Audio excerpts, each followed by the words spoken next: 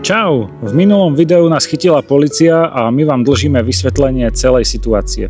Řekneme vám, na jaké další problémy jsme v USA narazili. Ale ak vás dlhšie kecanie nezaujíma, tak preskočte do druhej časti videa. Vezmeme vás prozkoumat historické hornické město Butte, které nás fascinovalo. Ale tiež sa pôjdeme pozrieť na jedno z najtoxickejších miest v Amerike. No a pochopitelně bychom se nemohli obejít bez toho, aniž bychom ochutnali montanské pivo. Sme Maca a Jakub, natáčame videá z našich ciest, tak poďme na to! Je teraz ráno, asi 7 hodín, my sa teraz nachádzame na trailheade, na začiatku turistickej trasy, kde sme prespali túto noc a bola to zaujímavá noc. Prišli sme sem až niekedy o 3 ráno, alebo nad ránom, pretože na mieste, kde sme spali predtým, tak odtiaľ nás vyhodili policajti. Celkom zábavná príhoda. Môžete to vidieť v predošlom videu. Akože o kvalite toho spánku asi sa baviť nemusíme. Ja mám celú noc proste rozhádzanú z toho, že uprostred som bol násilím prebudený. Ale našťastie tu bol pokoj a už nás nikto neotravoval. Už vieme, čomu sa vyhnúť, proste v mestách ne. Akože ja som sa mestám vyhýbal, ja som to nechcel, ale tak ešte si povedzme, že prečo sme chceli spať tam, kde sme chceli spať. My sme mali celý deň v tom Yellowstone a bol to dlhý deň. Ten Yellowstone je strašne veľký, takže tam treba obrovskú vzdialenosť prejsť. No a kým sme vyšli von z Yellowstoneu, tak proste už bolo neskoro večer, ešte sme sa išli najesť a už bola tma, no takže sa nám nikam ďalej nechcelo ísť. Zároveň sme nenašli žiadne kempovisko, či už rozptýlené, alebo oficiálne, proste oficiálny campground. Takže sme to riskli tam v tom Livingstone, či jak sa to volá. Takže v tomto ohľade musím povedať, že zlatá Európa. Akože mám pocit, že tam sa človek oveľa ľahšie takto zašije niekde na noc. Tu je to trošku problém, no, pretože ja neviem, nemáte len tak niekde väčšinou nejakú cestu takú verejnú, ktorá by viedla niekam akože mimo tej hlavnej cesty a zaviedla by vás niekam, kde sa môžete zašiť. Väčšinou, keď je nejaká cesta, tak to znamená, že to vedie k niekomu na pozemok. No a tam proste nemáte čo robiť, tam nesmiete, ako pochopiteľné. A potom tu v tých mestách, tak to je proste, to asi si strážia veľmi dobre. Asi patrolujú policajti každú noc a vyhadzujú ľudí kdekoľvek spia, kde nemajú. Keď si nenájdete vážne to dispersed kempovisko, tak neviem, no, tak je s tým docela problém to hľadať len tak, akože nejak potom na mieste. Tu v tejto oblasti proste žiadne to dispersed, tak to nebolo, no. Takže ešte taký lifehack, no, ktorý máme, tak je, že prídeme sem na ten trailhead, akože to už sme tu spali koľko, ja neviem, 3-4 krát na tom trailheade, tiež by sa tu asi po správnosti nemalo, ale nikto nás zatiaľ nevyhodil. No a ešte, aby som sa vyjadril spätne s odstupom času k tomu zásahu tej polície, akože rozumiem, že pravidlá sú pravidlá. Na jednu stranu proste žiadna tabuľka tam nebola o tom, že sa tam nesmie kempovať, alebo že to vôbec nejaký park je, oficiálny nejaký mestský, alebo čo. Ak to majú niekde v zákone vo všeobecnosti dané, že na nejakých verejných mestských zelených plochách sa nesmie proste cez noc ostávať, OK, ja to berem. Ale na druhú stranu to je proste taký ten rozdiel medzi tým, že čo je napísané v zákone a jak sa ten zákon potom v praxi exekuje, alebo jak sa vymáha, no, ten zákon. Že mne sa páči, aj na Česku, že tam veľa vecí funguje tak, že dokým nevadíte nikomu, alebo nerobíte niečo, čím by ste mohli vadiť nejakým spôsobom, tak vás nikto nebude riešiť. Čo tu sa ukázalo, že to proste tak není. Komu tam proste, čomu tam vadím? Akože keď tam prídem, zastavím si tam autom, ja si tam nerozkladám ani stán, ani piknik, ani nerobím tam party, nepúšťam tam nič, normálne tam spím a je to problém. A úplne akože najväčšia absurdita toho celého je, že ten policajt, ktorý by mal dbať na ten poriadok, tú bezpečnosť, tak vás pošle na nejakú benzínku alebo odpočívadlo, kde proste si myslím, že ako jednak ste rozospatí, máte šoférovať niekam v noci, je to akože o mnoho nebezpečnejšie pre všetkých, pre vás aj okolie, ako to, keď tam ostanete v tom parku. Môže proste byť únava, môže tam vám skočiť nejaká divoká zver a ďalšie veci. No a potom to, že máte spať niekde, ja neviem, pri ceste alebo pri benzínke, kde ten potenciál toho, že sa tam vám niečo stane, že vás tam niekto prepadne alebo niečo, tak je podľa mňa mnoho väčší ako to, keď ste v klídku zašití niekde v parku. Ja rozumiem, že ten zákon je napísaný kvôli tomu, aby sa predišlo napríklad tomu, že tam niekto dojde s karavanom a bude tam 14 dní alebo proste na nekonečno obmedzený čas, tam nekonečno neobmedzený čas, tam bude proste mať svoje bydlisko prechodné. No dnešok si urobíme možno taký viacej kecací ako ukazovací. Sme v Montane druhý deň, respektíve včera večer sme prišli a dnešok máme taký skôr oddychový. Presúvame sa do mesta Butte a je to nejakých 150 km po diaľnici, takže vlastne nič zaujímavé veľmi sa tu nedeje. Ráno sme zašli do mesta Bozeman, pri ktorom sme spali druhú časť našej noci. No a v Bozemane tam sme plánovali robiť také nejaké nákupy, čo sa nám podarilo aj nepodarilo, čo sme si chceli kúpiť. Pretože v Montane je nulová sales tax, nulové DPHčko, tak sme to chceli využiť na viacero vecí. Jednak nám chýbal USB-C kábel do kamerky, ktorý sme niekde asi stratili, alebo zapadol niekde v aute, nevieme ho nájsť, takže sme si potrebovali kúpiť to. Takže sme vyrazili do Best Buy, čo je taká najväčšia sieť elektropredajní tu v Amerike. No a tam predtým, než sme došli ku káblikom, tak som si tam všimol, zaujali ma externé SSD disky, ktoré tam mali za super cenu. 2 terabajtový externý SSD disk za $64.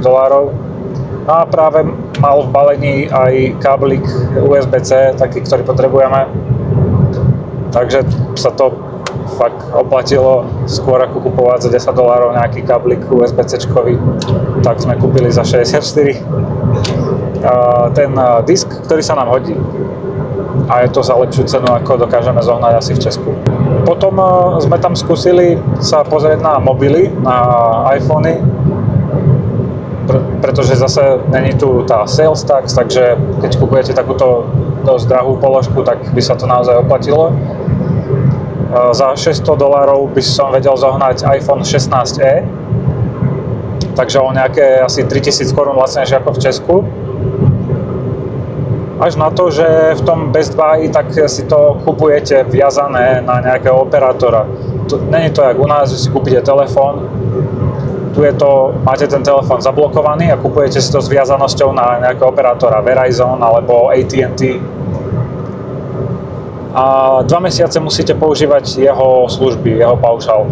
Až potom ho môžete odblokovať a tej viazanosti sa zbaviť a dať si tam nejakú svoju simku. Ďalšia zaujímavosť, na ktorú sme prišli, že v Amerike sa predávajú tie iPhony bez slotu na fyzickú SIM kartu, čo je pre mňa problém, pretože používam fyzickú SIM kartu a to mi príde docela halus, akože fakt takýto rozdiel v tých výrobkoch, že to nie je len softverové, ale naozaj fyzicky ten telefón je iný, nemá tam proste tú dierku na SIM-ku. No takže nakoniec z tohoto dôvodu sme sa rozhodli, že to si nekúpim ten telefón. Telefón sme nevybavili. Išli sme sa najesť, Marca si chcela ísť pozrieť do Macy's nejakú kabelku. Tam sme tiež nič nenašli. Ale za to sme tam objavili obchod, teraz neviem, jak sa volá, jaká to je značka. Ale je to nejaká outdoorová značka, ktorú u nás v Európe nemáme, nepoznáme. A taká pekná značka s peknými vecami a mali tam nejaký výpredaj, takže som si kúpil peknú mikinu za 500 korún asi. Takže super, z toho mám radosť. A nakoniec sme sa išli podívať do REI, čo je najväčší reťazec s outdoorovým oblečením, kde sme chceli Marce pozrieť nafukovačku na spanie v stane. Zase tým, že to není lacná položka, to sa bavíme o $200 plus, tak sme mysleli, že si to oplatí kúpiť tu v tej Montane bez taxe. Naše nemilé prekvapenie, tak keď sme tam došli, tak tie ceny tam boli úplne rovnaké ako v Kalifornii, kde je 10% tax.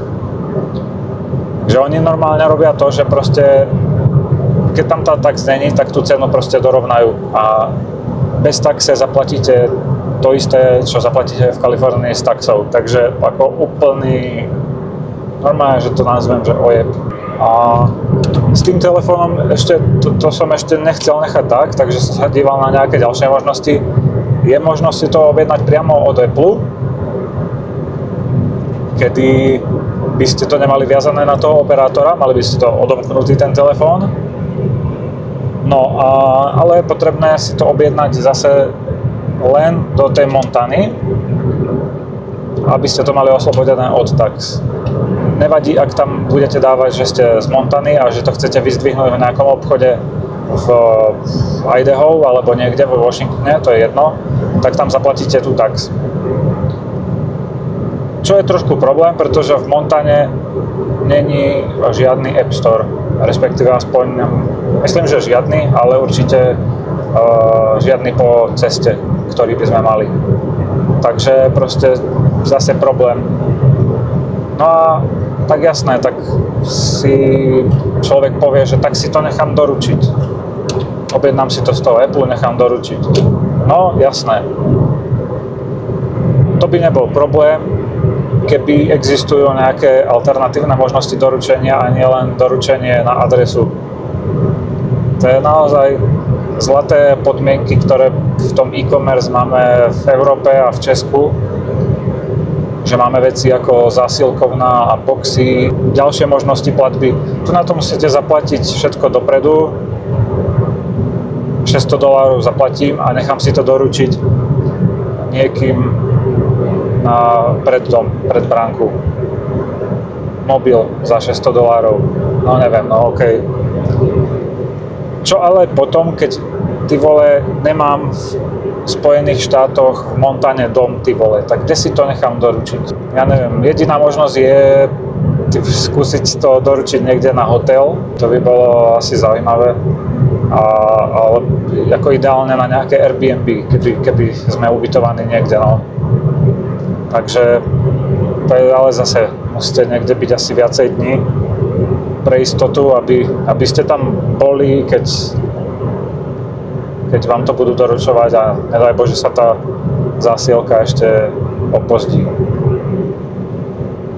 Zložité to tu je. V niektorých veciach veľmi. Neviem, to sú asi také tie veci, ktoré na tej Amerike si turista, keď tu je na týždeň, na 2 týždne, si nevšimne. Jednoducho ich prehliadne, ale keď ste tu dlhšie a už máte trošku z tých potrieb, ktoré mávate v bežnom živote, narážate na takéto veci, no. A zároveň my sme takí, že potrebujeme tie veci tej bežnej potreby a toho bežného života, ale zároveň nemáme toto zázemie, ktoré by sme mali, keby tu žijeme. No, tak je to tu zložitejšie, ako nechať si to u nás doručiť do boxu niekde a potom si to vyzdvihnúť po ceste. Ale čo bolo zaujímavejšie na veselšiu novotu, tak v tom Best Buy, tam sme stretli, mali sme tam predavača, ktorý sa nám venoval a pýtal sa, odkiaľ sme, tak som povedal, že zo Slovenska a začal na mňa hovoriť slovensky. On je teda Američan, ale má ženu Slovenku a bol som prekvapený, že koľko toho vedel po slovensky. Bol som taký prekvapený, že som akože mu nereagoval slovensky, aj keď by mi asi rozumel, ale pokračoval som anglicky a bol som z toho mega prekvapený. A že bol zrovna v júli na Slovensku tohto roku. Lebo tam mali oslavu matky jeho ženy. Mala 80 rokov. Mne to príde ako obrovská náhoda. A to je už vlastne druhý človek, ktorého sme takto stretli, ktorý má ženu alebo muža Slovenku, Slováka. A čo to je za náhodu? Že Slovensko, 5 miliónový štátik, je to sranda. Ale hovoril, že tu je v Montáne dosť Čechov a Slovákov. Takže ideme teraz po diaľnici, vlastne celú cestu z toho Livingstonu až do toho Butteu. Dávame po diaľnici, takže nič také zaujímavé. Ale keby vás zaujímalo, jak to vypadá v Montáne, tak nejak takto. Teraz sme sa dostali do nejakej takej plochejšej časti, s menej horami. Tam, keď sme vošli z toho Yellowstoneu, tak tam boli pomerne vysoké kopce. A potom zase niekde na západ, na sever, tak tam potom sú znova kopce. Aj okolo toho Butteu by mali byť ďalšie kopce. Ale zatiaľ akože táto časť je taká, akože nič moc, jak ma to neoslovuje, že tu je to také vyprahnuté lúky. Tam na tom začiatku Montány to bolo zaujímavejšie. No a inak tým, že tento diel je taký kecací, tak mi môžete napísať do komentáru, že či vás takýto content baví, kde si budeme viacej rozprávať o tom, čo tu zažívame, o tých našich postrehoch a tak, o tom živote, o tých skúsenostiach, ktoré tu máme, o tých pocitoch, ktoré tu máme z Ameriky. Alebo vás viacej bavia také tie vlogy, kde toho viacej ukazujeme a kde máme postrihané tie cesty, zážitky a zaujímavé pekné miesta. A nehovorte, že vás zaujíma obidva. Tak ešte k tým službám také doplnenie.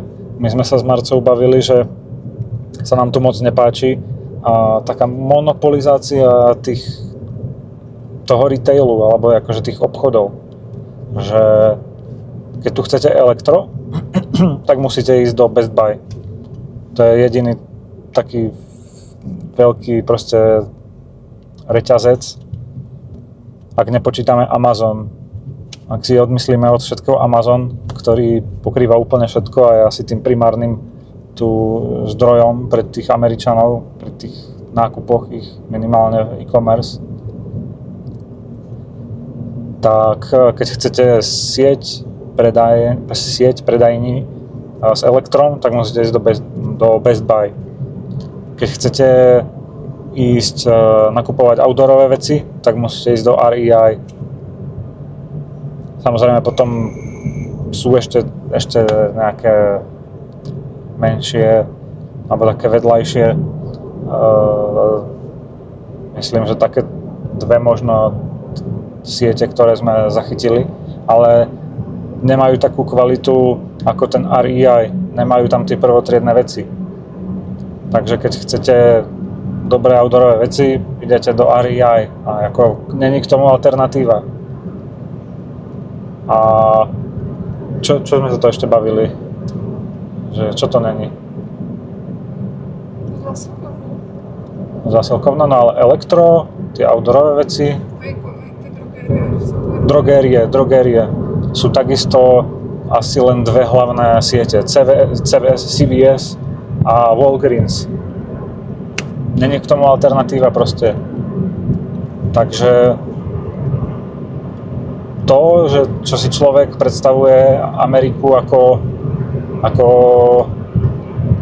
tú modlu, čo sa týka voľného trhu, tak potom v realite vypadá takto, že úplne inak, kde ten kapitalizmus dospel do toho bodu, že sa všetko zmonopolizovalo. Proste malé reťazce, miestne veci, miestne biznisy ustupujú alebo sú vytláčané proste tými stále sa zväčšujúcimi monopolmi. A dopadá to tak, že ako konzumér, ako ten... ja už som zabudol tu rozprávať. Jak sa povie? Ako ten spotrebiteľ, tak nemáte na výber. Či už je to potom taká rozmanitosť, ktorá vám chýba, aká nám tu chýba, alebo to sú potom ceny. Takisto, proste keď neexistuje tu konkurencia, tak tu nemáte možnosť nejak hýbať proste s cenami, dostať lepšiu cenu niekde. Keď je tá nafukovačka za $220, tak ju proste lacnejšie nedokážeme zohnať, lebo ju zoženieme len v REI a iné reťazce sú asi tak nedostupné, alebo bla. Keď tá nafukovačka stojí $220, tak je veľmi ťažké dostať nejakú inú cenu tu. No. Takže zlaté možnosti, aké máme v Európe, v Česku, a skvelé, ako je v Európe a v Česku rozvinutý e-commerce, online nakupovanie, kedy si z naozaj rôznych desiatok e-shopov môžete vyberať, z ktorého si objednáte, čo si objednáte. Tá rozmanitosť sa mi tam veľmi páči a páčia sa mi tam tie služby, ktoré tam sú ponúkané. To, že si môžete vyberať, ako si tú zasielku necháte doručiť, že to není len na adresu a to, ako zaplatíte, že to není zase len dopredu, zaplatím všetko kartou, ale môžete si vyberať, či to chcete zaplatiť potom, alebo to chcete dobierkov, alebo jak. To sú veci, ktoré mi tu docela vadia, ktoré mi chýbajú. Takže tak, kamaráti, tak toto tu je. Tak, to je všetko. Čau, zdravíme už z ubytka. A musím povedať, že som tu nadšený z toho, jak toto vypadá. Sme ubytovaní v Rocker Inn, nedaleko mesta Butte. A vypadá to tu takto, akože musím povedať, že sa mi to mega páči. Hovorím, že není to tu nič ultra luxusné, ale proste je to tu čisté, je to tu nejakým spôsobom akože nové, že to není proste otrieskané a podobne. Ten hotel, tie spoločné priestory vypadajú proste dobre a nepotrebujeme nič luxusné, ale to, jak je zariadený ten hotel, aký má dizajn, jak to vypadá, že proste takto nejak si to predstavujem v Amerike, proste tak toto nejak má vypadať. Je to proste kúsok tradičné a veľmi sa mi to páči. A ľudia, najlepšia vec, čo tu je, tak ešte nikdy sme to nezažili tu v Amerike, tak na recepcii tam pekne vonia navarená káva a môžete si tam z toho prekvapkávača naliať proste vlastnú kávu. Takže to je niečo, čo poznám akurát z seriálu Twin Peaks. Myslím, že tam to bolo, že tam tak zišiel. Tam to bolo? Alebo kde to bolo? Vo filme Groundhog Day? Na hrobnici o den více? Tak nejak, no proste poznám to takto, že zišiel tam z toho svojho pokoja ešte predtým, než opustil hotel, tak si na tej recepcii tam nalial tú kávu a to je presne tu a to mi príde úplne super. To je takto jak z filmu. No a pod zelenou lampou tak sa tu chlubia nabídkou rôznych denných pivných špeciálov za 2,50. No ale my už tu ideme naše vlastné pivko Moose Drool. Takže losie sliny. Jak mu takto kvápu z huby. Je to nejaké tmavé pivko. A samozrejme z Montany. Musí byť ochutnávané miestne pivka primárne. Připouštíme hotel Rocker Inn v Butte, v Montáně. A byl to fakt super hotel. Byl to fakt super hotel. Nejenže jsme si tam mohli čepovat neomezeně kafe, které bylo dobré, a ne tak, jak je tady zvykem takový to nic moc kafičko. Tak vyrážíme se podívat, jak Butte vypadá a uvidíme, co dneska všechno stihneme. A rozhodli jsme se, že odejdeme dneska až přímo jako v check-out timeu, což bylo nějak v 11 hodin. A do té doby jsme stříhali a připravovali video. Poprali jsme si tu nějaké věci, protože tady byla i pračka a sušička za dobrou cenu. Vyprání bylo za $1,50 a vysušení za $2. Takže jsme toho využili. Trošku jsme si zase obnovili naše oblečení. My sa teraz pôjdeme prejsť na kopec nad mestom Butte, na ktorom sa nachádza také obrovské M-ko, myslím ako iniciál Montany. No a poďme si povedať niečo o tomto meste. Jak je aj patrné z pohľadu na mesto za mnou, tak toto mesto má banícku, ťažiarsku, jak sa to povie, hornickou minulosť. A začiatkom 20. storočia bolo dokonca považované za najbohatšie mesto minimálne v USA, ak nie na celom svete. Ťažilo sa tu v rokoch 1890 až 1920 a ťažilo sa tu zlato, striebro, ale aj meď. Za prácou do týchto baní tak sem chodili rôzni imigranti z rôznych kútov sveta, ale najpočetnejšou skupinou tu boli Íri.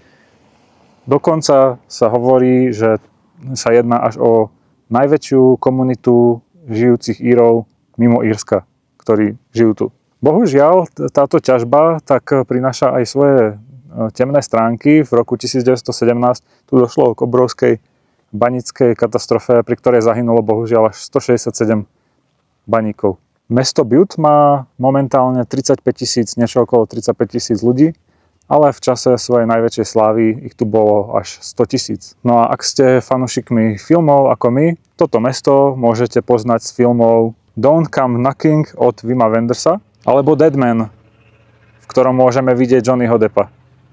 Zaujímavé. Takže tak, to by bolo niečo málo faktov o tomto meste. Poďme si užiť výhľad na ňo. Je to naozaj zaujímavý pohľad, musím povedať.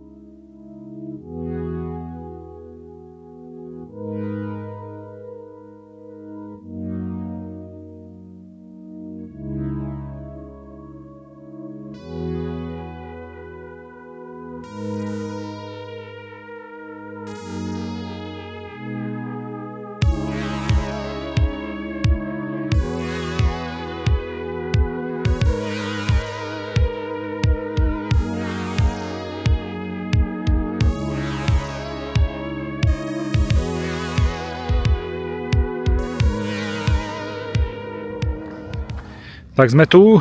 Došli sme. Okrem tohto parádneho výhľadu, ktorý máme na Butte, tak sa nachádzame priamo pod tým obrovským M-kom, ktoré je tam postavené z tých skál. No takto priamo spod neho to není až tak fascinujúce, musím povedať, ale vidíte to M-ko z veľkej diaľky všade, zo všadiaľ dookola a viete, že sa nachádzate niekde blízko mesta Butte.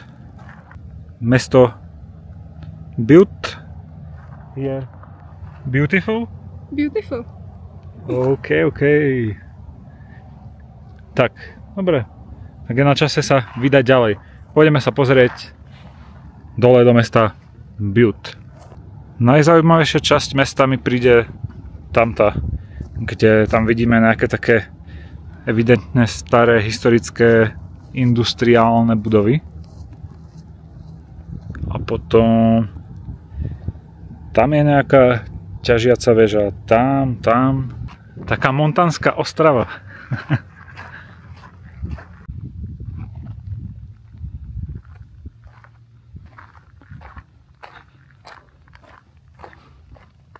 Mne sa páči, jak to mesto úplne dýcha takou históriou a toto tu sme zastavili priamo pred, myslím, že to bude mestský úrad.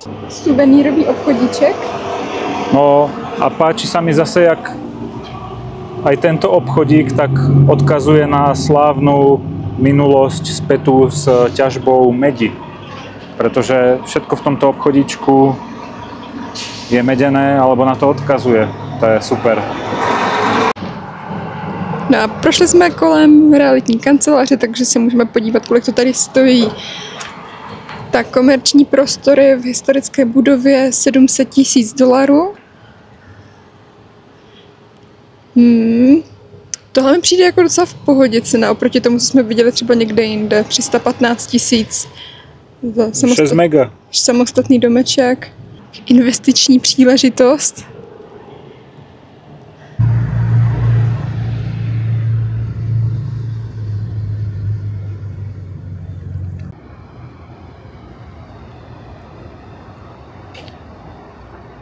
No jako bychom se vrátili o 50 let zpět. Je to tu výborné, strašne ma to tu baví, to tu preskúmavať, tá architektúra. Pecka.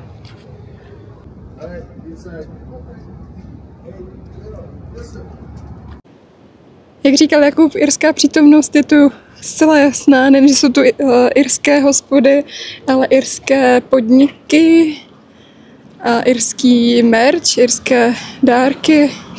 Tady jsou irští skřídci. A Irů tady bude určitě dost. No a samozřejmě i Guinness, ten nevím, jestli půjde vidět, ale mají ho tam.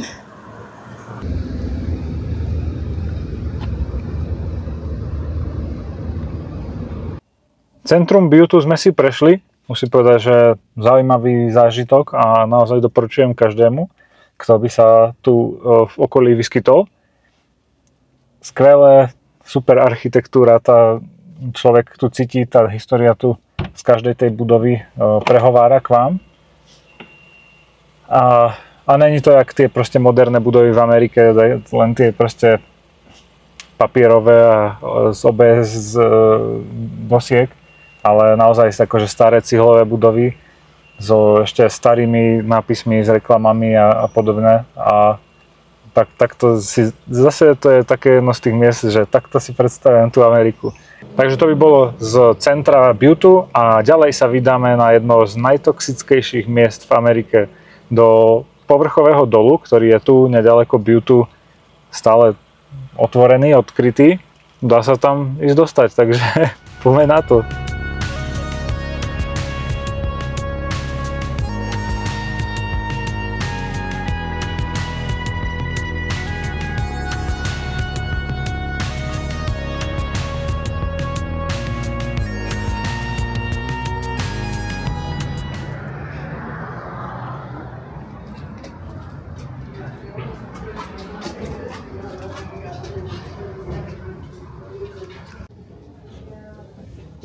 No a tunelem se dostanete k tomuhle příkopu.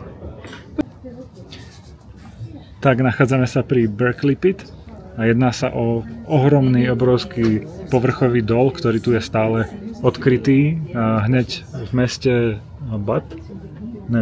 Butte. Si to stále platím. A malo by sa údajne jednať o jedno z najtoxickejších miest v celých Spojených štátoch, pretože ten povrchový dol tak je zatopený kyslou vodou. Tento dol bol v provoze od 50. rokov až do 80. rokov. No a tá jeho toxicita je až taká, že keď tam dole sa dostanú nejaké vtáky, asi napiť sa tej vody alebo tak už tam aj ostanú. Tak tu je jedna celá cedulka venovaná tomu, jakým spôsobom sa tu snažia ochraňovať vtáctvo, pretože tá plocha je obrovská a tie vtáky tu lietajú, no a jak som hovoril, je to pre nich toxické prostredie. No a jedným zo spôsobom, akým to docieľujú, tak je, že tie vtáky rozháňajú takýmito dronmi. Ty brďo, to je zaujímavé. Tu potom vidíme ešte nejakú ťažiarskú techniku. Zo strany, z ktorej sme prišli, tak tam bol ešte taký ten obrovský nákladiak. No, ale inak tu nič viac není, je to len táto plošina s touto vyhliadkou. Vstup sem stojí $6 za jedného človeka. Hlavne Marca dosť ťažko predychuje, pretože, no ja neviem, no, akože posúďte sami, no, je to celkom dosť za jeden tento výhľad. Človek sa tu pozrie, môže sa otočiť a ísť nazad, tak posúďte asi, či to stojí za to. Tak Marca, ešte pár zaujímavostí ti tu poviem o tom, čo som sa dočítal. Vyťažili za celú dobu viac ako 12 miliárd kg medi. Čo keby chceš nejaký príklad, nejak si to predstaviť, tak by to vydláždilo 10 cm hrúbku štvor prúdovej diaľnice, ktorá by mala viac ako 700 km. No a tým, koľko medi sa tu vyťažilo a v akej dobe, tak mesto Butte sa dôležitým pričinením spolupodielalo na elektrifikácii Ameriky. To je zaujímavé. No tak a Marca sa pýtala, že prečo je tá voda taká toxická? No tak obsahuje jednak ťažké kovy, akými sú arzén, kadmium, meď, zinok, železo. No a takisto je extrémne kyslá. Má pH až 2,5, čo je približne ako citronová šťava alebo kyselina batériová, kyselina z baterky. Tak, Berkeley Pit sme videli. Ako to zhodnotiť? Asi kebyže som odtiaľto miestny, tak som rád, že mám možnosť sa tam pozrieť a aby som vedel, čo to mám vedľa domu, čo tam je, aké mi hrozí nebezpečenstvo a čo robia ľudia preto, aby to nebezpečenstvo bolo zažehnané aspoň nejakým spôsobom. No ale z mého pohledu prostě by to měli asi zpřístupnit třeba za symbolický dolar nebo nevím, jako je to takový, že prostě moc taková turistická atrakce, jakože to láká na to se na to podívat, ale i že to málo, není to jako moc, to $6, tak prostě to prostě tam přijdete a za 5 minut můžete jít pryč. Tak no, tiež mám také rozporuplné pocity z toho, že čo mi tento zážitok dal a koľko mi vzal. Tak to povedzme diplomaticky. Ukážeme vám ešte asi nejaké zábery po ceste. No a našim cieľom dneska už bude len nájsť si nejaké ubytko, to znamená nejaké kempovanie. A tak, zase zajtra nový deň.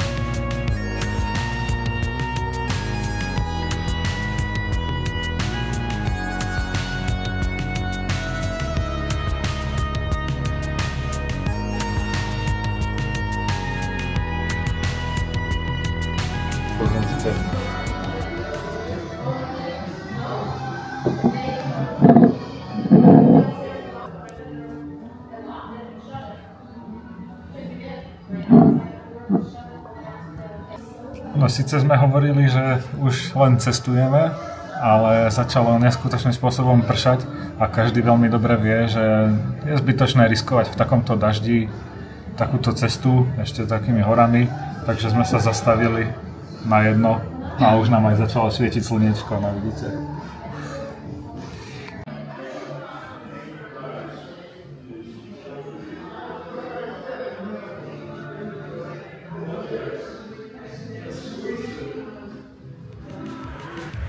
Ľudia, toto už snad není možné, čo sa toto deje pre Boha. Abychom tam taky ještě dneska došli. Ak ste sa v priebehu tohto videa pristihli, že sa vám páči, dajte nám prosím odber. Kamaráti, myslíte, že tam do konca roka spolu zvládneme dať 1000 odberateľov? Jinak ptali jste se nás, co bude s naším kontentem po návratu z Ameriky. Jestli v něm budeme pokračovat, anebo jestli jsme si jenom zaznamenávali naši cestu tady. Videá budú samozrejme pokračovať. Našou ďalšou misiou bude cesta na bicykloch do Estónska, kde sa vydáme už v říjnu, v októbri. Takže to sledujte, myslím, že to bude zaujímavé. Máte sa na čo tešiť.